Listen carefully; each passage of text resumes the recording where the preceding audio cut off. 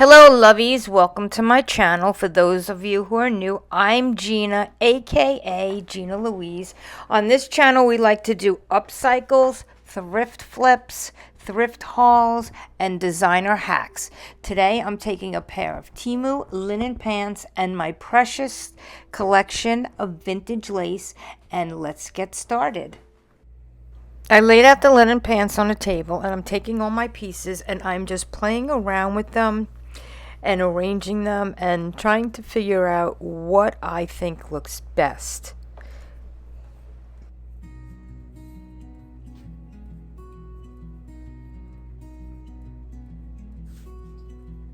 Grandma's hands were rough but kind.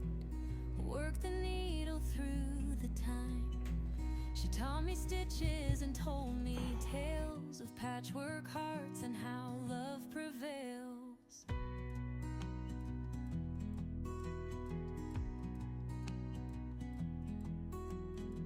Through scraps of fabric, memories bloom in her little kitchen's glowing room.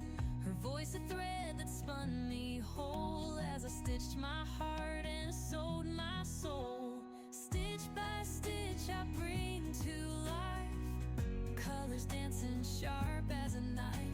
Grandma's lessons I still hold tight, creating love under soft moonlight.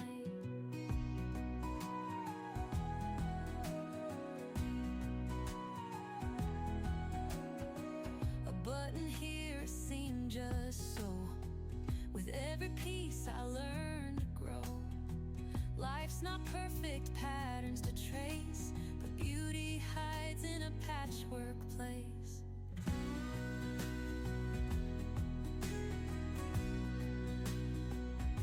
She said, create when the world feels cold. Make something new from the tales you're told.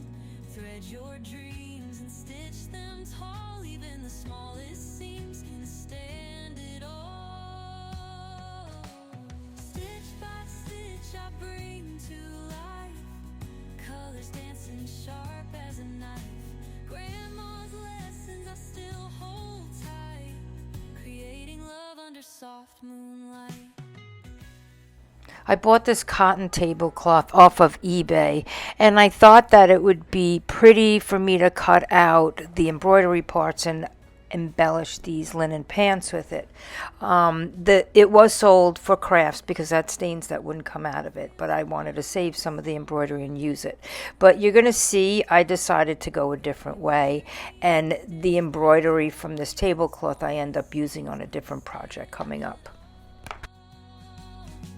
Stitch by stitch I bring to life, colors dancing sharp as a knife. Grandma's lessons I still hold tight, creating love under soft moonlight.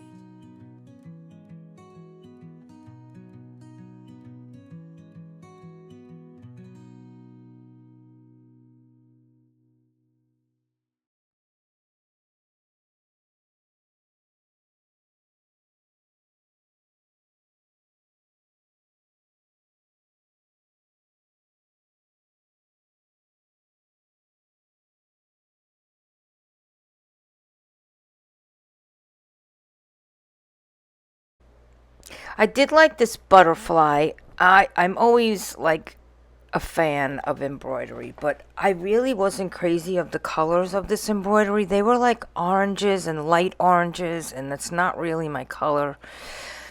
So after I cut these out and I placed them around on the pants, and I just looked at them and I'm like, no, I don't like it.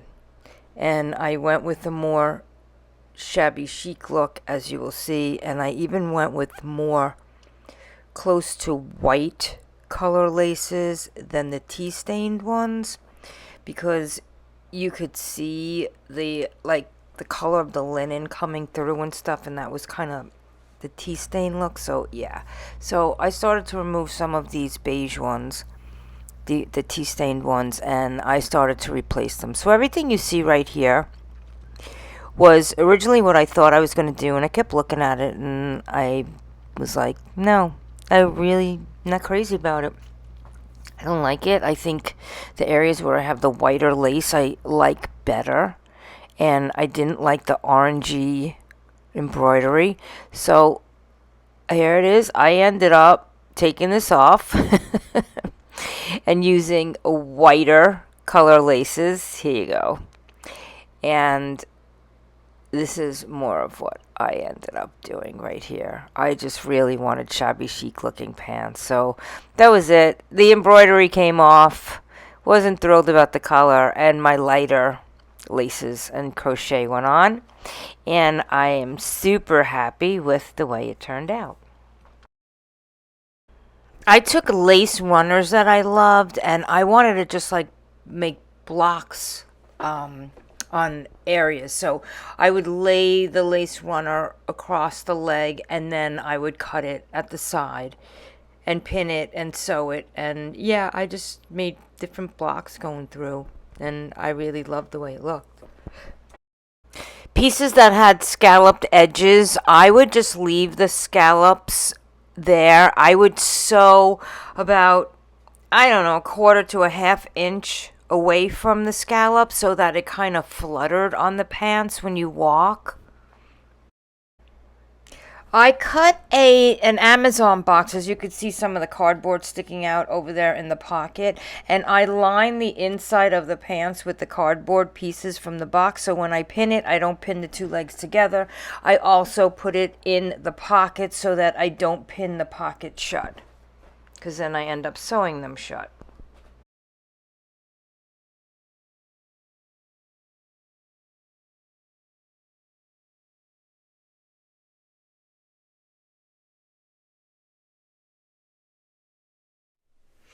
Okay, so if I were to do these again, I would have seam ripped the crotch open, the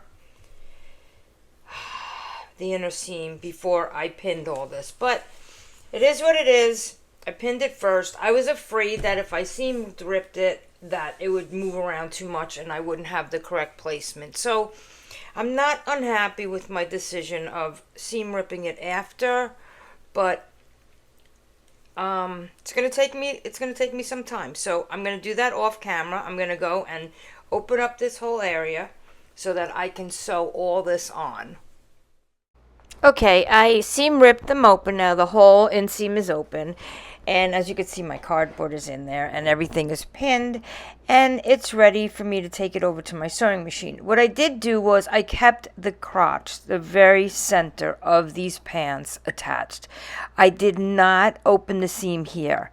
I figured by not opening it and leaving that attached, when it was time to sew it back together, everything would be even and in place, and I wouldn't have one side of the leg longer than the other and and not matching up. So, okay, bringing it over to my sewing machine, and I am now with a zigzag. I am going to stitch back and forth on each leg. I just keep going back and forth, and then I take my time and I will go around some of the edges of the ruffles and stuff.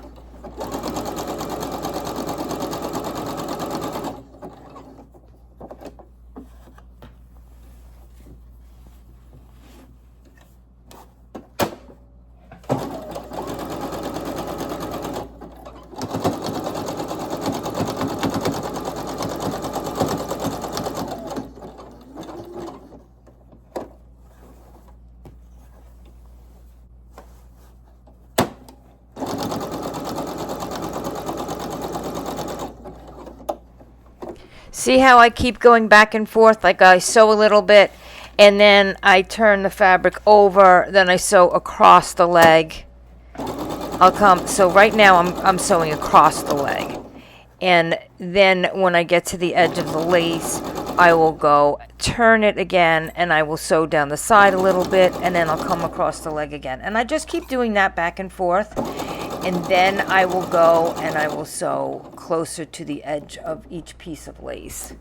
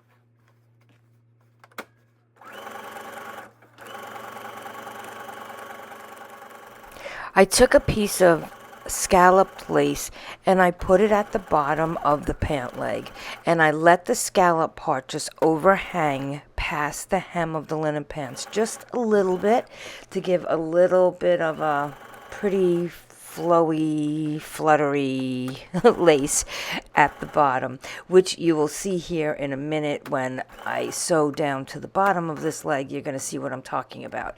And the detail looks really, really pretty. Right here is the piece I'm talking about.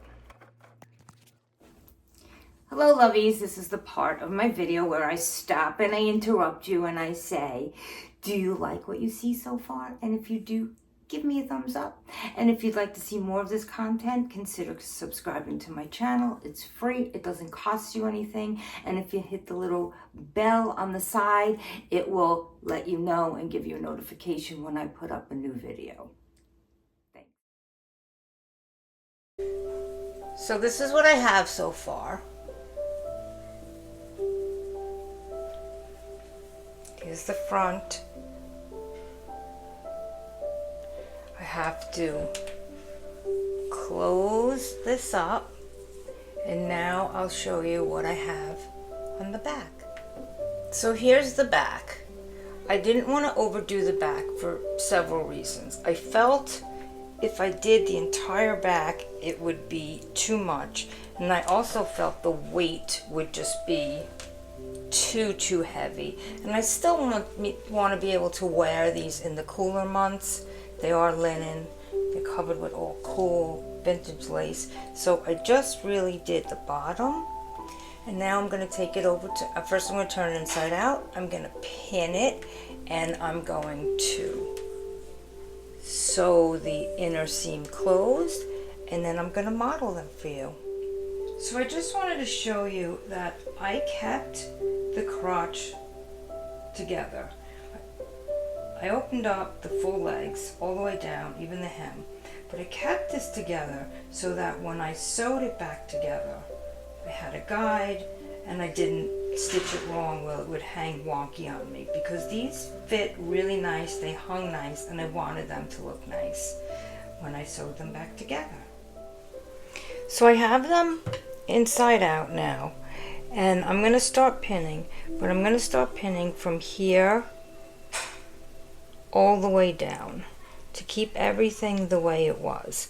And then I'm going to bring it over to my sewing machine, and I might do a tight zigzag since these were serged, or I might just do a straight stitch and then zigzag it after. Yeah, I think I'm going to do a straight stitch and then zigzag the piece that's hanging over on the seam, rather than thread up my serger. As you can tell in some of my past videos, I love my serger, but I have a love-hate relationship with it because I hate threading it, and it always has a problem because it's finicky.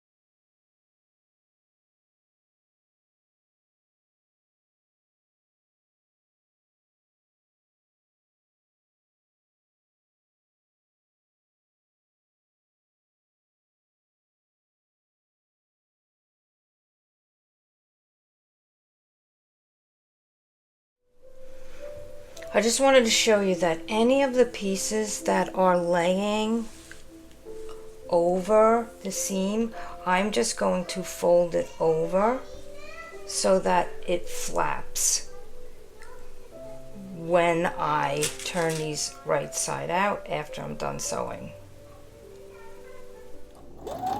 Now I'm just closing these up with a straight stitch, and then after I stitch them closed, I do a zigzag stitch along the seam. And then I'm going to just try these on and show you how they came out.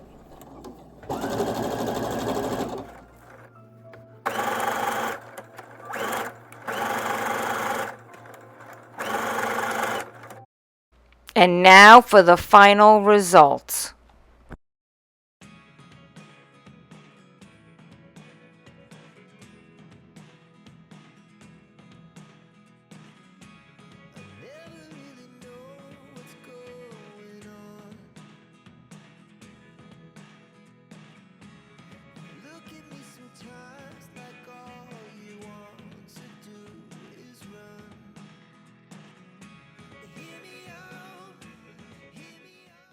I hope I've inspired you today, and happy creating.